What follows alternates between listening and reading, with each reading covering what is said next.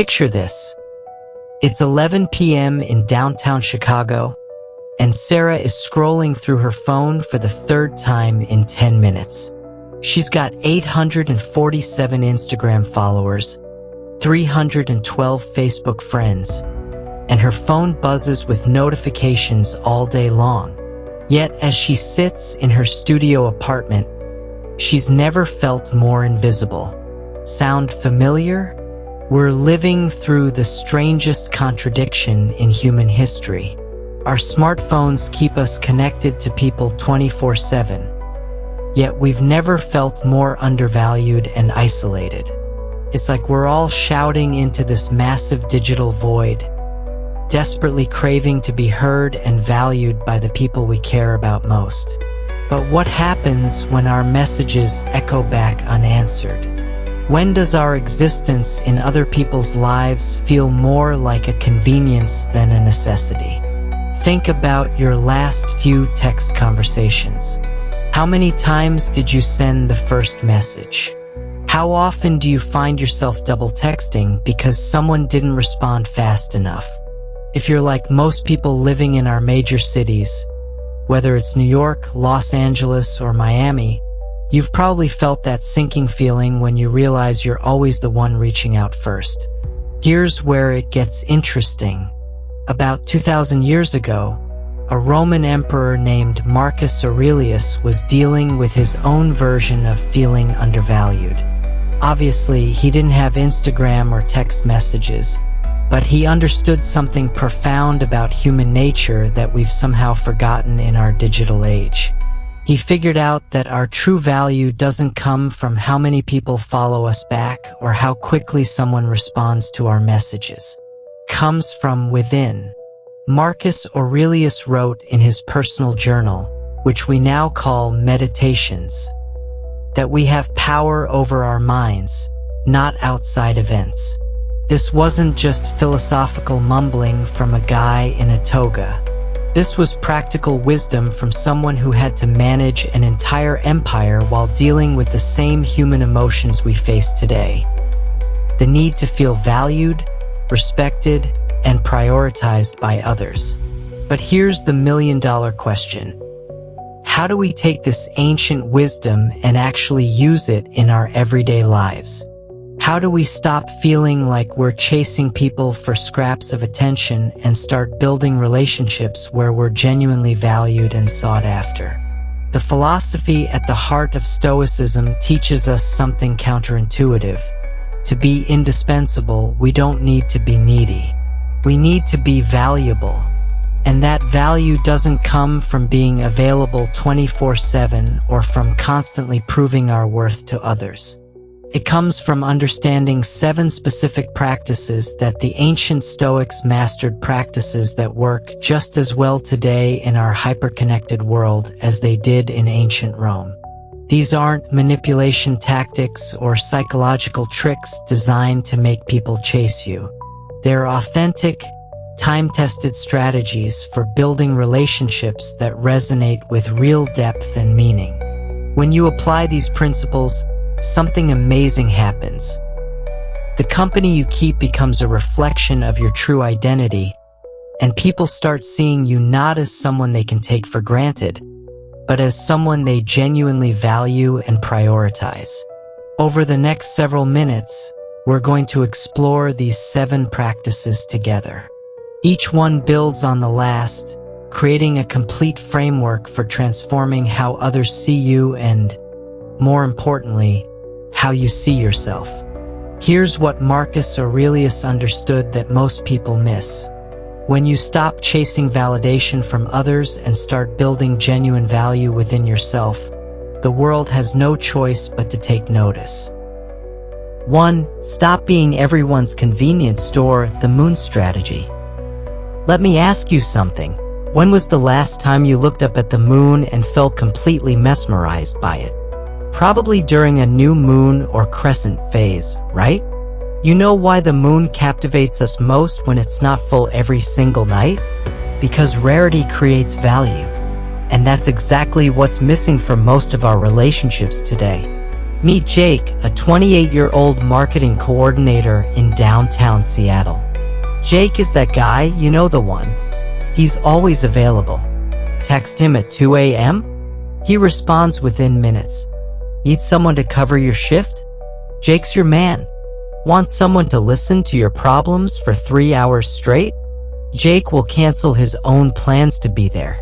On paper, Jake sounds like the perfect friend, right? Wrong. Jake is treated like a 24-hour convenience store, always open, always accessible, and unfortunately, completely taken for granted. Here's what Jake doesn't realize: when you're always available, you're not valuable, you're convenient. And there's a massive difference between the two. Convenience stores serve a purpose, sure, but nobody gets excited about going to one. Nobody brags about their amazing experience at the corner 7-Eleven. People use convenience stores when they need something quick and easy, then forget about them until the next time they need something. Now imagine Jake as a rare, first edition book in the New York Public Library. It's available, yes, but not just sitting out on every shelf. You have to make an appointment to see it. You have to prove you're serious about accessing it. And when you finally get your hands on it, you treat it with respect and reverence because you know it's special. That book has value precisely because it's not always accessible to everyone. This is what Marcus Aurelius understood when he wrote, "You have power over your mind, not outside events." Realize this and you will find strength. He wasn't just talking about dealing with difficult situations, he was talking about how we position ourselves in relationships. When you give everyone unlimited access to your time and attention, you're essentially telling them that your mind, your thoughts, and your presence have no special value. Let's get practical here. Think about your own life right now. How quickly do you respond to text messages? If someone calls, do you always pick up immediately? When someone asks for a favor, is your default response yes, before you even consider what it means for your own schedule? If you're nodding along to these questions, you're operating like Jake, and you're probably feeling undervalued because of it. The first practice in becoming more valued is creating a sense of rarity in your presence. This doesn't mean becoming cold, aloof, or playing hard to get like some kind of dating game. It means genuinely valuing your own time and attention like the precious resources they actually are. In our bustling era, your time and attention are like gold dust, finite, valuable, and worth protecting. Here's how this looks in real life. When someone texts you, you don't have to respond immediately. Take time to craft a thoughtful response. When someone calls, it's okay to let it go to voicemail if you're in the middle of something important. When someone asks for a favor, pause and consider whether it aligns with your priorities before automatically saying yes. This practice demands a delicate balance. You're not trying to be rude or dismissive. You're trying to foster healthy self-respect. When you respond to every call instantly, you become a servant to other people's whims and schedules. But when you engage selectively and thoughtfully, you're communicating something powerful. I respect my time, and I expect you to respect it too. Think about the people in your life whom you value most. Are they the ones who are always available, or are they the ones whose time feels special when you get it? Probably the latter. When your best friend finally has a free evening to hang out, it feels significant because you know they're busy and selective about their time. When your mentor agrees to meet with you, it means something because you know they don't say yes to everyone. This is the power of making your yes more meaningful by not being afraid to say no. Your presence and attention should be gifts, not expectations. When you start treating them that way, something magical happens. Other people start treating them that way too. Let's say you're Sarah from Chicago again. Instead of always being the first to text in your group chat, you wait for others to initiate sometimes. Instead of always being available for last-minute plans, you sometimes have your own things going on. Instead of always being the one to reach out and check in, you give others the space to miss you and reach out first. This isn't about keeping score or being petty. It's about recognizing that relationships should have a natural ebb and flow, not a one-sided dynamic where you're always giving and others are always taking. When you create some scarcity around your presence, people start to notice when you're not there. They start to value the times when you are there. Remember, you're not trying to become an unreachable hermit living on a mountaintop. You're trying to become like that rare comet that people get excited to see precisely because it doesn't appear every night. Your time and attention are precious. Invest them wisely with people who recognize and appreciate their value. When you master this first practice, you'll notice a shift in your relationships. People will start reaching out to you more. They'll be more present when they're with you because they know your attention isn't guaranteed. They'll think twice before asking for favors because they know you might actually say no. And most importantly, they'll begin to see your presence as a gift rather than a given. This is how you begin the journey to being more valued, by first learning to value yourself and your time appropriately. And here's the brutal truth that most people refuse to face. Time is the one thing you absolutely cannot make more of. 2. Your time is not unlimited. Why always being available kills your value. You can make more money, you can find new friends, you can even build a new career from scratch, but you cannot make more time. Every second that ticks by is gone forever, and yet most of us treat our time like it's an unlimited resource that we can just hand out to anyone who asks for it. Meet Maria, a 32-year-old nurse in downtown Los Angeles. Maria's phone buzzes approximately 47 times during her lunch break. Her sister wants to vent about her boyfriend drama. Her coworker needs her to cover a shift next weekend. Her neighbor needs help moving furniture. Her college friend wants to catch up for 2 hours about people Maria hasn't thought about in 5 years. And Maria? She says yes to everything because she thinks that's what good people do. But here's what Maria doesn't realize. She's not being generous with her time, she's being reckless with it. Imagine if each day was like having a canvas and a limited amount of paint to create a masterpiece that represents your life. Would you let every random person who walked by grab the brush and start painting wherever they wanted? Or would you take control of that brush and paint where you believe it would create the most beautiful, meaningful result?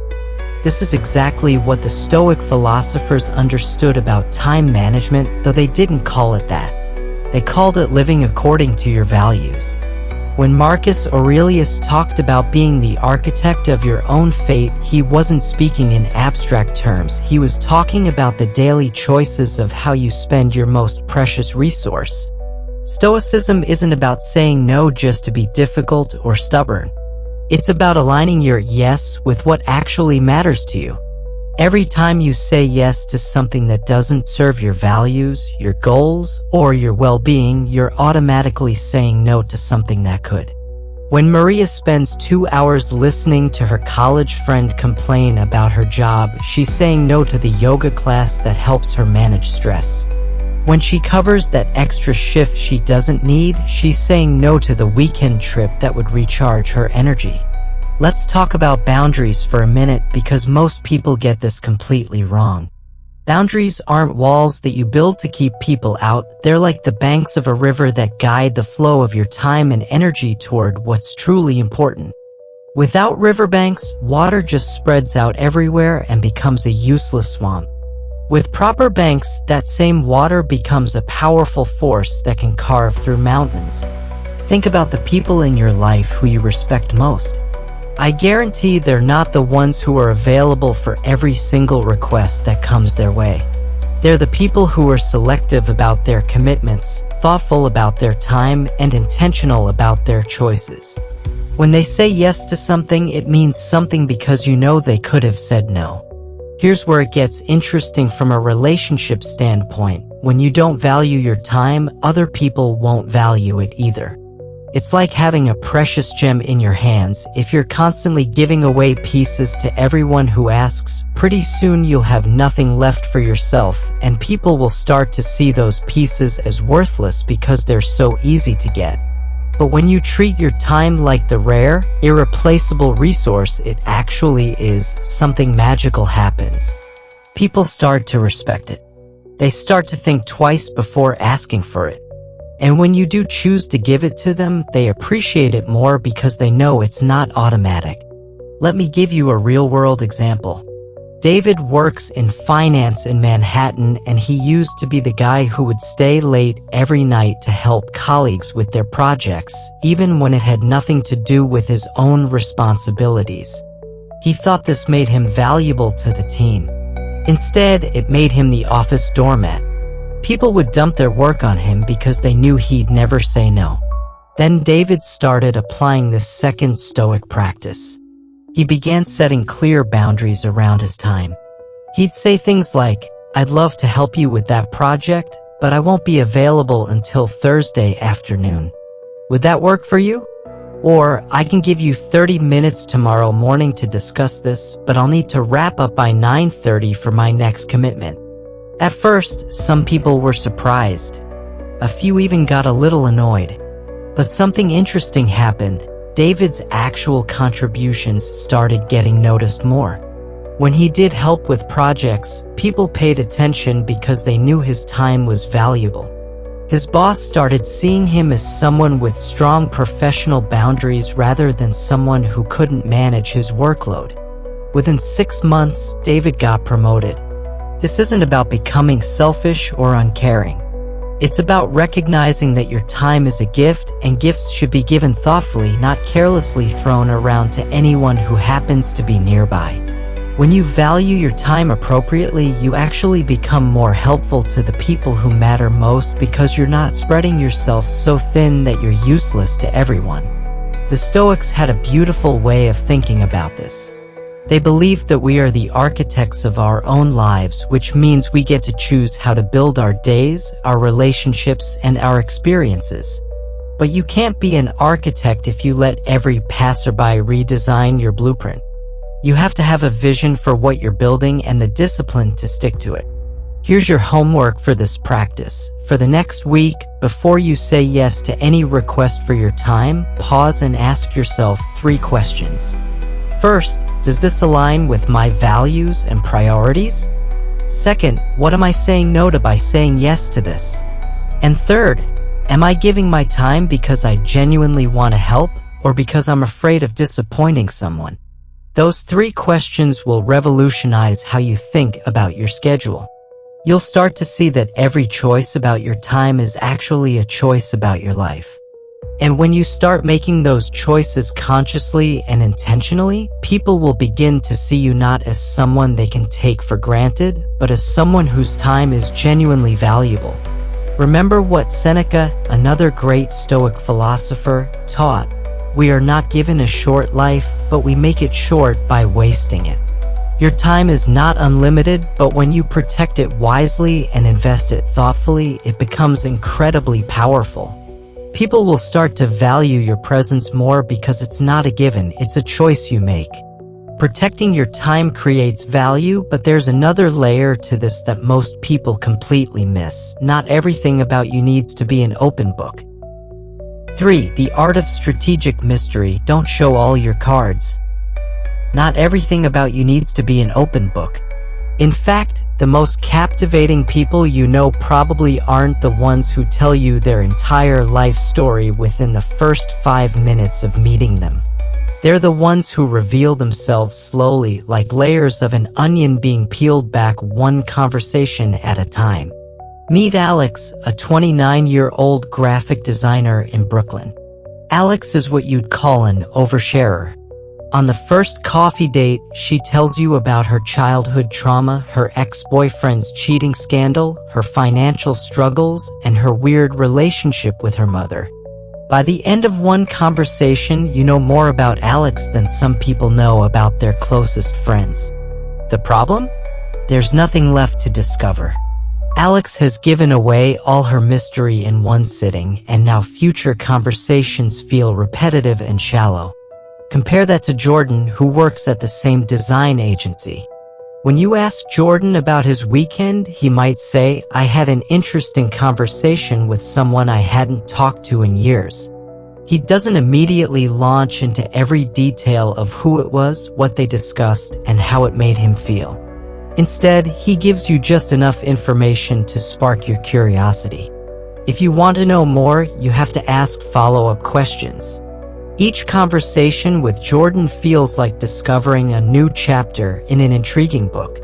This is what the ancient Stoics understood about human nature. Mystery weaves its web in silence, much like a spider crafting its art unseen. It's not about being secretive or deceptive, it's about choosing when to step into the light and when to remain in the shadows.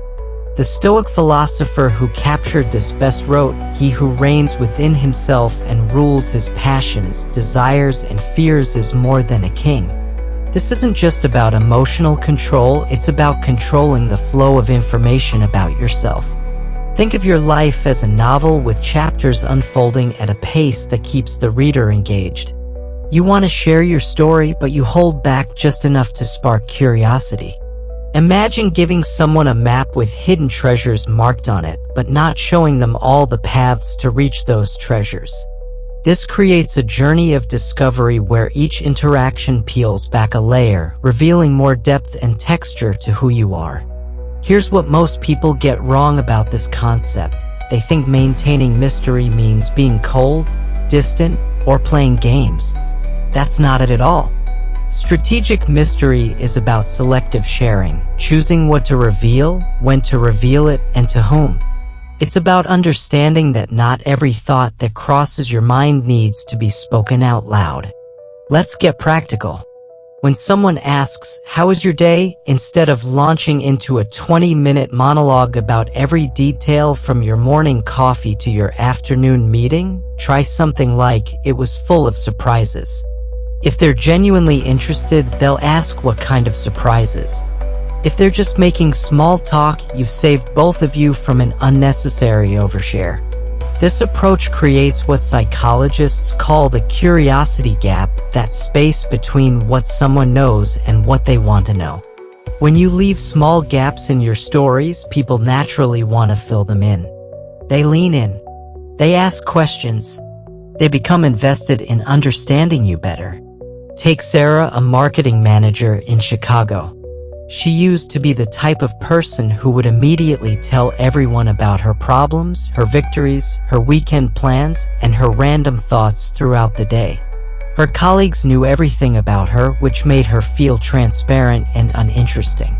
Then she started practicing selective sharing. Instead of announcing to the entire office that she was going on a date, she might mention casually that she had interesting dinner plans. Instead of immediately sharing every detail of her weekend trip, she'd say it was eye-opening and let people ask if they wanted to know more. The result? People started seeking her out for conversations. They became more curious about her life because it wasn't all laid out on display. This isn't about manipulation or playing hard to get. It's about self-respect and understanding your own worth. When you pour out everything about yourself like water into anyone's hands, you're essentially saying that your thoughts, experiences, and inner life have no special value. But when you regulate the flow of your personal revelations, you create an environment where your presence becomes rare and valued.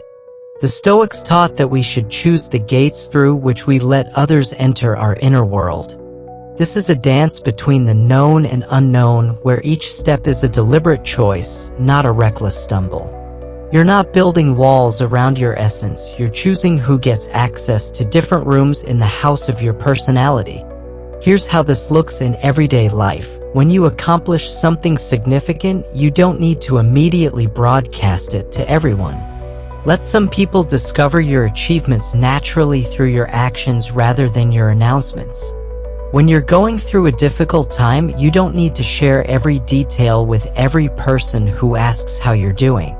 Choose one or two trusted people to confide in and let others see your strength in handling challenges. Social media has made this practice even more important. Every day, people share their breakfast, their workout, their random thoughts, their relationship status changes, and their emotional ups and downs. They've turned their lives into reality TV shows where nothing is private or special. But what if you shared less and lived more? What if people had to actually spend time with you to understand who you are? This doesn't mean becoming a hermit or never sharing anything personal. It means being intentional about what you share and when you share it. It means understanding that the most profound mystery you can maintain is showing people that there's always more to you than meets the eye. When you master this practice, conversations become more engaging because people have to work a little to understand you. Relationships develop more naturally because there's always something new to discover. And most importantly, you maintain a sense of dignity and self-worth because you're not giving away pieces of your soul to anyone who happens to be listening. But here's what's even more powerful than maintaining mystery about yourself: creating opportunities for others to feel like they're contributing something valuable to your life. 4. Let people invest in you, the garden method that builds loyalty. Creating opportunities for others to feel like they're contributing something valuable to your life is one of the most counterintuitive ways to become more valued yourself. Most people think they need to be completely self-reliant to earn respect. But the ancient Stoics understood something profound. Mutual investment creates the strongest bonds. Picture yourself standing at a crossroads.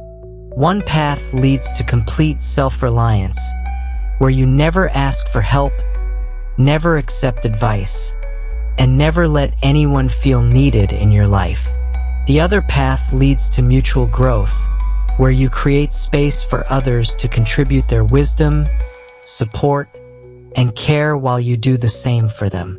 Which person would you rather be around?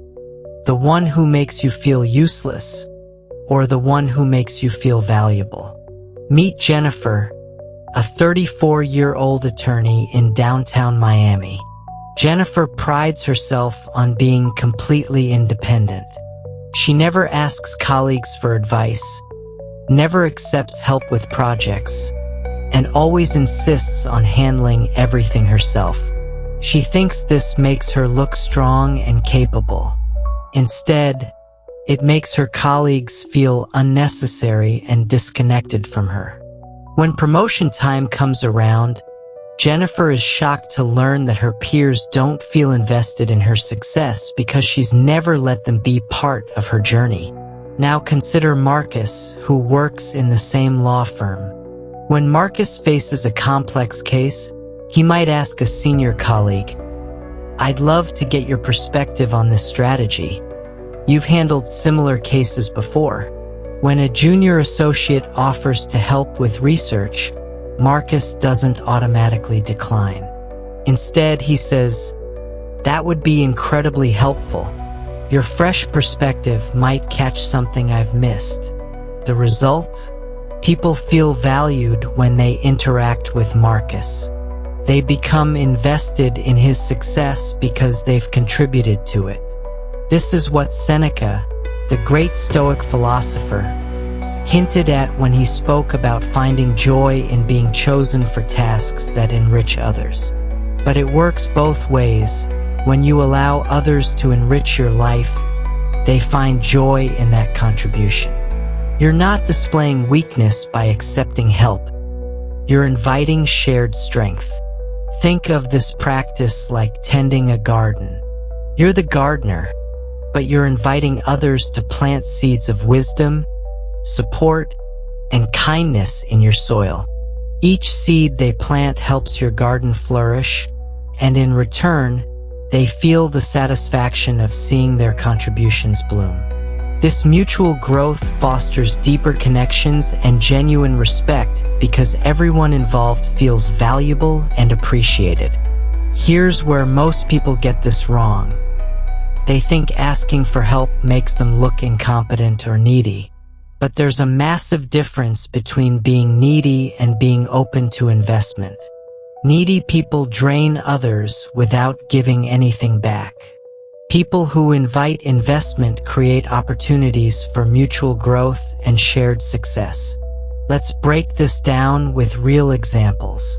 Say you're working on a presentation for work. Instead of struggling alone and turning in something mediocre, you might approach a colleague and say, "I know you're brilliant at visual design. Would you mind taking a quick look at these slides and letting me know if anything jumps out at you?" You're not asking them to do your work, you're asking them to contribute their expertise, which makes them feel valued and respected. Or maybe you're trying to decide between two job offers. Instead of agonizing alone, you could reach out to a mentor and say, "I really value your judgment and experience. Could I run these opportunities by you and get your thoughts?"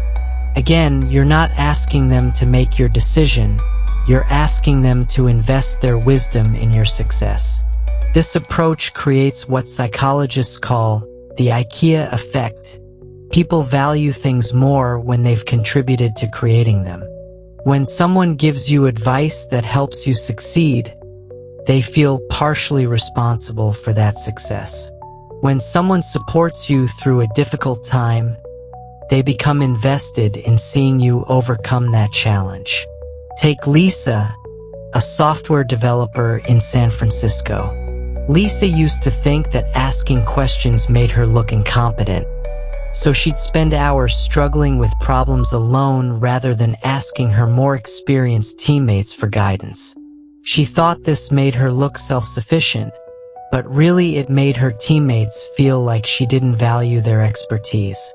It also meant Lisa was learning much more slowly than she could have. Then Lisa started practicing this fourth principle. When she encountered a challenging problem, she'd approach a senior developer and say, "I've been working on this issue and I've tried X and Y approaches. I'd love to get your perspective on what I might be missing." The response was incredible.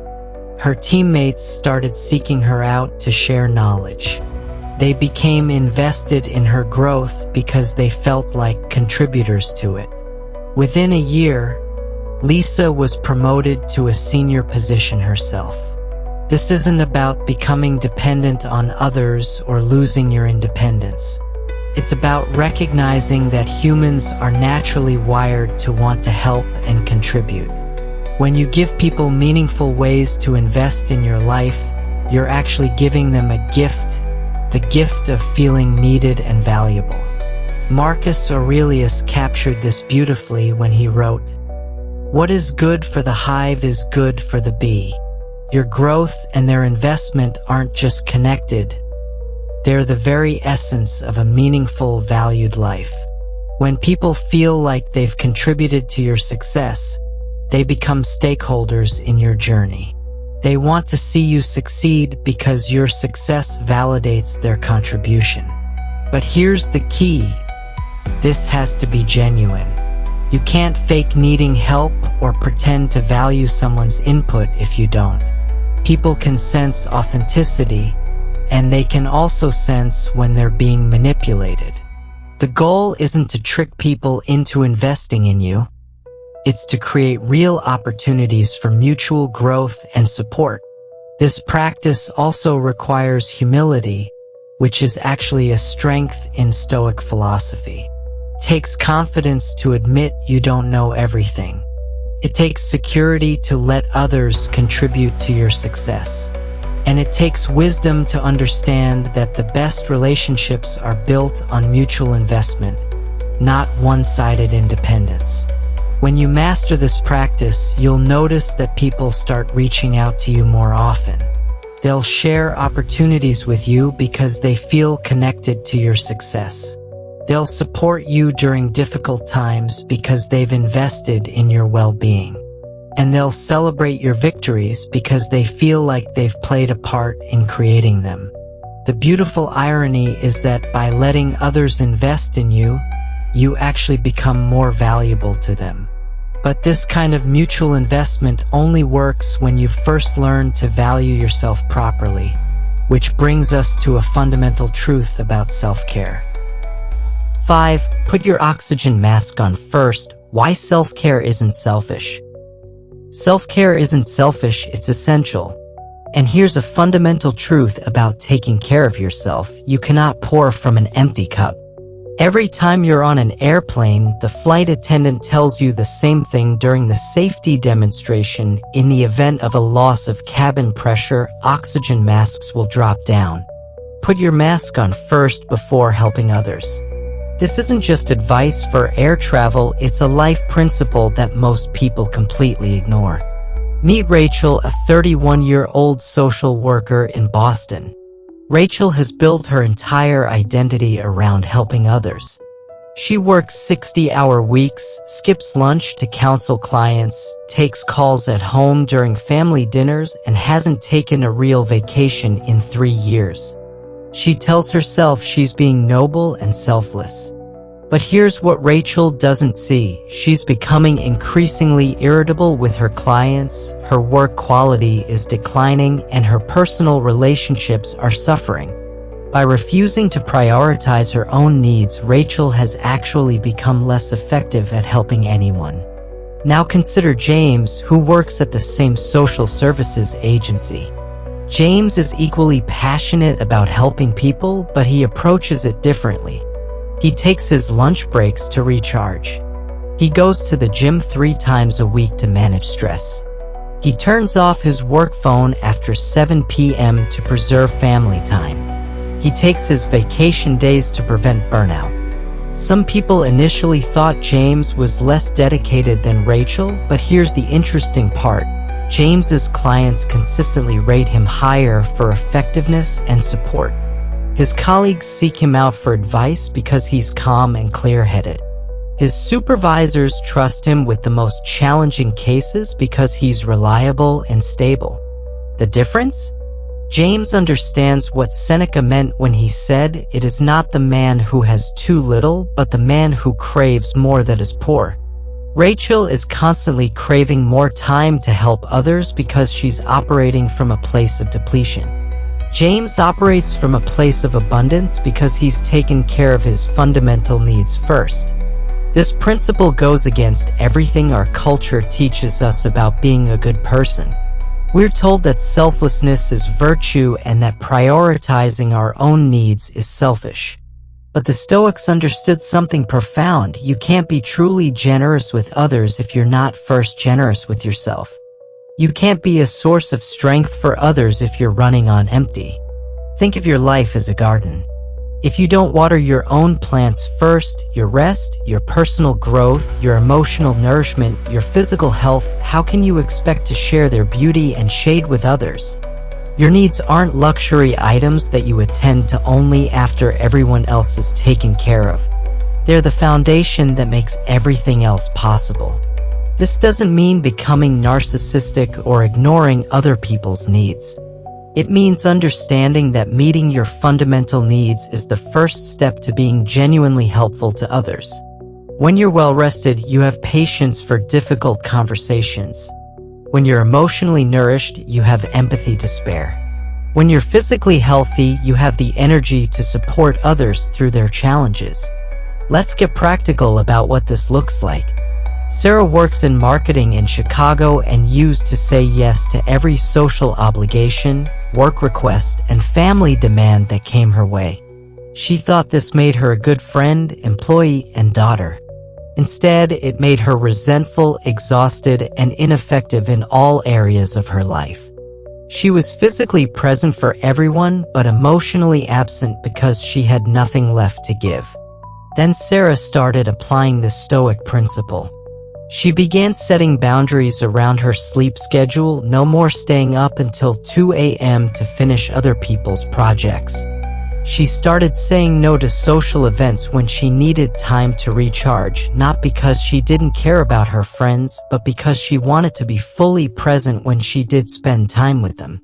She began taking lunch breaks instead of working through them, recognizing that her afternoon productivity depended on that midday reset. The results were remarkable. Sarah's work quality improved because she was operating from a place of energy rather than depletion. Her friendships deepened because when she did spend time with people, she was genuinely engaged rather than going through the motions. Her family relationships improved because she was less irritable and more patient during their interactions. This is what Marcus Aurelius meant when he advised, "Waste no more time arguing about what a good man should be one." Being good doesn't mean sacrificing yourself until there's nothing left. It means taking care of yourself so that you can show up as your best self for others. Acting on your priorities requires making tough choices and setting boundaries. Sometimes it means disappointing people in the short term so you can be reliable for them in the long term. Sometimes it means saying no to good opportunities so you can say yes to great ones. Sometimes it means choosing rest over productivity, solitude over socializing, or personal growth over people-pleasing. Here's what this looks like in daily life. You go to bed at a reasonable hour even if there are still emails in your inbox because you know that tomorrow's productivity depends on tonight's rest. You take time for exercise or meditation even when your schedule is packed because you understand that your mental and physical health affect everything else you do. You maintain friendships and hobbies that nourish your soul even when work is demanding because you know that personal fulfillment makes you better at your job. This practice also means learning to recognize the difference between urgent and important. Urgent things demand immediate attention but may not contribute to your long-term well-being. Important things contribute to your values, goals, and overall life satisfaction but may not feel pressing in the moment. People who prioritize their needs first have learned to focus on what's important, not just what's urgent. The beautiful irony of this practice is that when you take care of yourself first, you actually become more valuable to others. People are naturally drawn to those who are grounded, stable, and self-assured. They trust people who have their own lives together. They respect people who have boundaries because boundaries signal self-respect. Think about the people in your own life whom you turn to during difficult times. Are they the ones who are constantly overwhelmed and depleted, or are they the ones who seem to have their act together? Probably the latter. That's because people who prioritize their own well-being create a sense of stability and reliability that others find comforting and attractive. This doesn't mean you become selfish or stop caring about others. It means you care for yourself with the same intentionality that you care for others. You become the kind of person who can weather storms because you've built a strong foundation. You become someone others can lean on because you're not constantly on the verge of collapse yourself. When you consistently act in ways that align with your needs and values, you become a pillar of authenticity and integrity. People naturally gravitate toward those who know their worth and aren't afraid to protect it. You stop being someone who can be taken for granted because you've demonstrated that you won't take yourself for granted. But prioritizing your needs is just one part of building genuine self-worth. The next level is understanding that your entire world shouldn't revolve around other people's opinions and expectations. 6. Stop making others your North Star, captain your own ship. Your entire world shouldn't revolve around other people's opinions and expectations. Yet most of us navigate through life like ships without captains, letting every passing vessel attempt to steer our course. We make decisions based on what others might think, set goals based on what others expect, and measure our worth based on others' approval. But here's what the Stoics understood. You are the captain of your own ship, and the wheel should remain firmly in your hands. Meet Kevin, a 27-year-old accountant in Denver. Kevin chooses his clothes based on what his co-workers might think. He picks restaurants based on what will impress his dates. He selects his weekend activities based on what will make good Instagram posts. He even chose his career because his parents thought accounting was stable and respectable. Kevin thinks he's being socially aware and considerate, but really he's living someone else's life. He's so focused on external validation that he's lost touch with his own preferences, values, and desires. Compare that to Maya, who works at the same accounting firm. Maya dresses in a way that makes her feel confident and comfortable. She suggests restaurants she genuinely enjoys, not ones chosen to impress others. She spends weekends doing activities that recharge her, whether or not they make for exciting social media content. She chose accounting because she actually enjoys working with numbers and helping businesses succeed. The result? Maya seems more authentic, confident, and interesting than Kevin, even though she's putting in less effort to impress people. This is what Seneca meant when he wrote, "We suffer more often in imagination than in reality." Kevin is constantly suffering from imaginary judgments, worrying about what people might think, stressing about reactions that may never come, and living in fear of disapproval that exists mainly in his own mind. Maya has learned to focus on reality, her own values, preferences, and authentic responses to life. Picture yourself as the captain of a ship sailing through the vast ocean of life. Other ships may sail beside you, and some may even attempt to direct your course, but the wheel remains in your hands. You can listen to advice from other captains, you can learn from their experiences, but ultimately you decide where your ship goes. When you let others control your direction, you're no longer the captain, you're just a passenger in your own life. The practice of not making others the center of your life isn't about becoming selfish or isolated. It's about reclaiming your narrative and living according to your own internal compass. It's about making decisions that align with your values rather than decisions that avoid other people's potential criticism. Here's what this looks like in everyday situations. When choosing what to wear, you pick clothes that make you feel confident and comfortable, not clothes chosen to impress or avoid judgment. When deciding how to spend your weekend, you choose activities that genuinely interest or restore you, not activities that will make others think you're cool or productive. When setting career goals, you aim for achievements that align with your values and interests, not just achievements that will earn external praise. Think about your time and energy as the most precious currency you own. Would you let random strangers dictate how you spend your money? Then why would you let other people's opinions dictate how you spend your life? When you make others the center of your existence, you're essentially handing over your most valuable resources to people who may not even care about your well-being.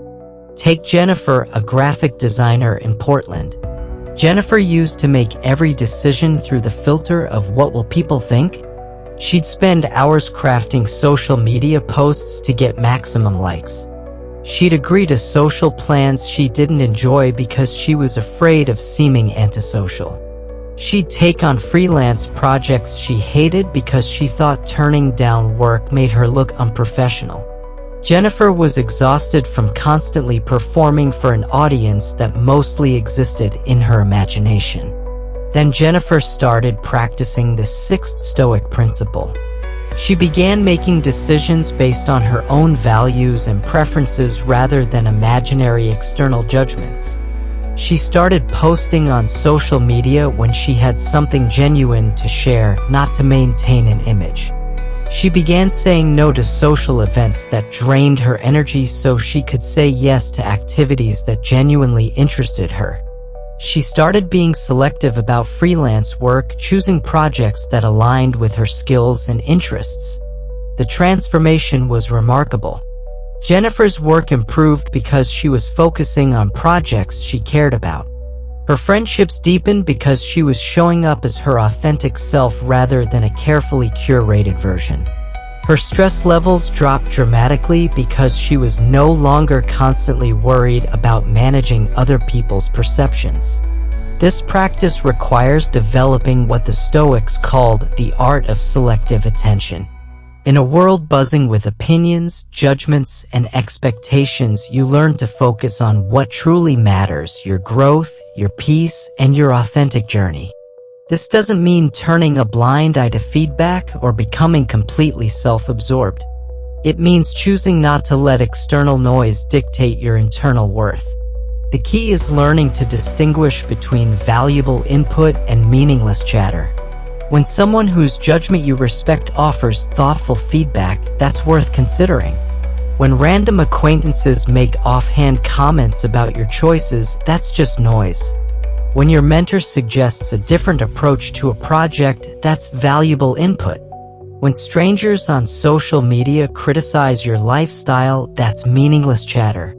Here's a practical exercise. For 1 week, before making any decision, ask yourself, am I choosing this because I genuinely want it, or because I'm worried about what others might think? You'll be surprised how many of your daily choices are motivated by imaginary external pressures rather than authentic internal preferences. This practice also means learning to embrace the discomfort of potential disapproval. Not everyone will like your authentic choices, and that's not only okay, it's necessary. When you try to please everyone, you end up pleasing no one, including yourself. When you make choices that align with your values, you'll attract people who appreciate authenticity and repel people who prefer performative behavior. Remember, you are the sculptor of your life statue. Every decision you make is like a chisel stroke, gradually revealing the person you're becoming. When you let others hold the chisel, you end up with a sculpture that looks nothing like who you really are. But when you chisel away with intention, focusing on your inner voice and vision, you create something uniquely beautiful and genuinely yours. The most successful and respected people aren't those who never face criticism, they're those who stay true to their values despite criticism. They've learned that external validation is fleeting and unreliable, but self-respect and authenticity create lasting confidence and genuine relationships. As you practice these Stoic principles, you'll discover that not only do you become more valued by others, but more importantly, you cultivate profound respect and love for yourself. This journey isn't about disregarding others, it's about finding your unique rhythm in the symphony of life. But there's one more counterintuitive practice that can transform how people see you, and it has everything to do with the power of silence. 7. The power of shutting up. Why listeners win more than talkers. In a world where everyone is eager to share their opinions, thoughts, and experiences, the ability to listen well is becoming increasingly rare and valuable. The truth is, the most effective communicators are often the ones who say the least. They understand the power of silence and the art of listening deeply, and they use it to build stronger connections with others. Consider the difference between two colleagues, Emma and Tom. Emma is the life of the party. She dominates conversations, sharing stories, opinions, and jokes at every opportunity. While everyone enjoys her energy, there's a limit to how many people want to engage with her. After a while, many find themselves zoning out, waiting for a pause in her monologue to jump in. On the other hand, Tom is quieter.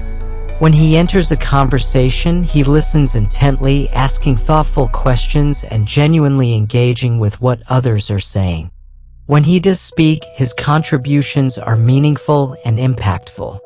People seek out Tom because they feel heard and valued in his presence. It's not that Tom has less to say, he just understands that listening is one of the most powerful tools in communication. This principle is grounded in Stoic wisdom. Epictetus, a prominent Stoic philosopher, subtly pointed out that we have 2 ears and 1 mouth so that we can listen twice as much as we speak. This isn't just an old saying, it's a powerful reminder that effective communication is more about understanding than expressing. Let's dive into how this applies to your everyday life. When in conversation, do you find yourself thinking about what you're going to say next while the other person is talking? If so, you're not alone. Many people are so focused on formulating their responses that they miss out on the richness of the conversation happening right in front of them. Imagine you're meeting a new client or a potential mentor. Instead of launching into your elevator pitch, take a moment to ask them about their experiences. What brought you to this field? What challenges have you faced? By prioritizing their perspective, you not only learn valuable insights, but you also make them feel appreciated and respected. This approach creates a more meaningful dialogue and establishes rapport. Listening doesn't mean being passive. It means actively engaging with the other person's words and emotions. Show genuine curiosity about their thoughts and feelings. Nod, make eye contact, and ask follow-up questions that demonstrate you are present and invested in the conversation. This creates a connection that talking over someone simply cannot achieve. Let's look at Sarah, a project manager in a tech company. When she first started her career, she was eager to showcase her knowledge. During meetings, she would often interrupt others to share her ideas, thinking this would make her seem competent and in control. However, she noticed that her colleagues began to tune out when she spoke. They felt their contributions were undervalued and collaboration suffered. Realizing she needed to change her approach, Sarah decided to practice the art of listening. In her next meeting, she committed to letting others speak first and only chimed in when she had something relevant to add. She began asking her teammates what they thought about new proposals, encouraging them to share their perspectives. Over time, Sarah noticed a significant shift. Her colleagues began to engage more deeply in discussions, and they started coming to her for advice, valuing her insights even more than before. This isn't just about professional settings. The power of listening extends to personal relationships as well. Think about the last time someone truly listened to you. How did it make you feel? Valued? Understood? Important? That's the gift you give others when you let them initiate the conversation and share their thoughts without interruption. In today's fast-paced world where everyone is eager to speak, being the one who listens sets you apart. It shows maturity, patience, and genuine interest in others, qualities that are increasingly rare and thus highly valued. This doesn't mean you should never share your thoughts. It means choosing the right moments to speak so that when you do, your words carry more weight because they come from a place of understanding. To practice this, start by observing your interactions. Notice the urge to jump in and resist it. Focus instead on what the other person is saying.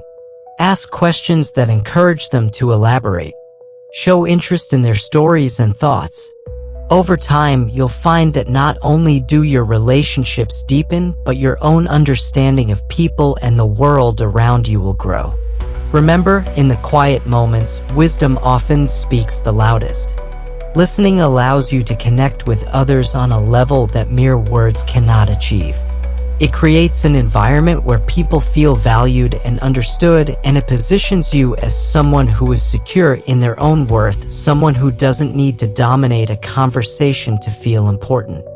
Ultimately, mastering the power of shutting up will not only enhance your relationships but also enrich your life. You'll find that the more you listen, the more valuable you become to others. You become someone others seek out not just for your thoughts, but for the respect and understanding you offer them as a listener. As you embrace these Stoic principles, you'll discover that you not only become more valued by others, but you also cultivate a deeper respect and love for yourself. Each practice we've explored, creating rarity in your presence, valuing your time, maintaining mystery, letting others invest in you, prioritizing self-care, and asserting your own path builds on the last. Now, as you take these lessons into your life, remember this: your journey to self-improvement and stronger relationships isn't just a checklist, it's a way of life. Embrace these practices and watch the transformation unfold. Today, we've explored 7 transformative practices rooted in Stoicism, each serving as a stepping stone toward becoming more valued and respected in your relationships and life. As we reflect on these principles, it's important to remember that this journey is not just a checklist of tasks to complete. It's a holistic approach to living a fulfilling and meaningful life. We started with the idea of creating rarity in your presence. By valuing your time and attention, you signal to others that your presence is a gift, not an expectation. When you treat your time like the precious resource it is, others will begin to recognize its worth as well. Next, we delved into the importance of understanding that your time is not unlimited. By setting boundaries and aligning your yes with your values, you empower yourself to focus on what truly matters. This practice creates a foundation for genuine relationships based on mutual respect and appreciation. Then we discussed the art of strategic mystery. By choosing when and what to share about yourself, you keep others engaged and curious. This selective sharing fosters deeper connections, allowing relationships to flourish rather than stagnate. Remember, it's not about being secretive. It's about valuing the depth of your experiences. From there, we moved on to the idea of letting others invest in you. By allowing people to contribute their support and wisdom, you create a reciprocal relationship that enriches both parties. This mutual growth builds a sense of community and trust, reinforcing the bonds that make life meaningful. We also emphasized the necessity of self-care. Prioritizing your own needs is not an act of selfishness. It's a prerequisite for being a reliable source of strength for others. When you take care of yourself, you are better equipped to face challenges and help those around you. Next, we examined the importance of not making others the center of your life. As the captain of your own ship, you must chart your own course and make decisions that align with your values. When you steer your own ship, you become more resilient and empowered, attracting people who appreciate your authenticity. Finally, we discussed the power of shutting up. Listening is a rare skill in today's fast-paced world, and by mastering it, you can forge deeper connections. When you genuinely listen, you create a space where others feel valued and understood. As you integrate these practices into your daily life, remember that the journey of self-improvement and stronger relationships is ongoing. It requires patience, intention, and a willingness to embrace change. With each step you take, you'll find yourself evolving into a more valued individual, not just by others' standards, but by your own. So, if you found value in today's discussion, I encourage you to take action.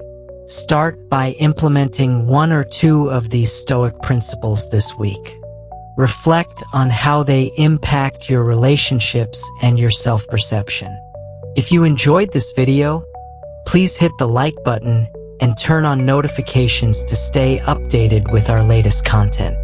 Subscribe to the Stoic Vivu channel to join a community dedicated to making Stoic philosophy accessible and practical for modern life. Share your thoughts below, and if you're not sure what to say, just comment, "I am evolving daily." It's a small step toward a more valued you. Remember, your journey toward self-improvement and stronger connections is just beginning. Stay stoic, stay driven, and let's grow together. Thank you for joining me today, and I look forward to seeing you in the next video.